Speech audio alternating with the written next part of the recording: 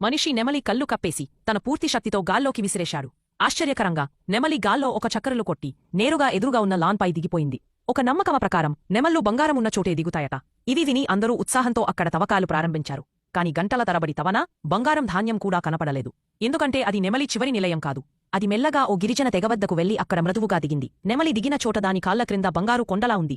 ఈ దృశ్యం ఒక అటవీ రేంజర్ చూశాడు. వెంటనే అతడు ఆ గిరిజన తెగకు ఈ వార్తను తెలియజేశాడు. తెగనాయకుడు వెంటనే తన మనుషులతో అక్కడికి వచ్చాడు.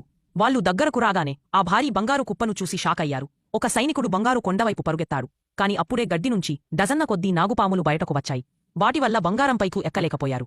అంతేకాదు అవి చుట్టూ పూర్తిగా ముట్టేశాయి కూడా. సైనికులు పాములను తరిమేయడానికి ప్రయత్నిస్తున్న సమయంలో ఒక శక్తివంతమైన యోధుడు పాముల రాజును శాంతంగా పట్టుకున్నాడు. ఆ పాము అతన్ని కాటేయబోతున్నప్పుడు అతను దాని తలను వేరుచేసి శరీరాన్ని వంకరగా చేసి విసిరేశాడు. తర్వాత అతడు సల్ఫర్ పౌడర్ చల్లడంతో పాముల గుంపు అక్కడినుంచి పారిపోయింది.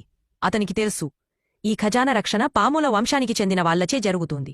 బంగారం కావాలంటే పాముల రాణి మెడూసాను ఎదుర్కోవాల్సిందే. అతడు తన శరీరమంతా సల్ఫర్ పౌడర్తో పూసుకున్నాడు.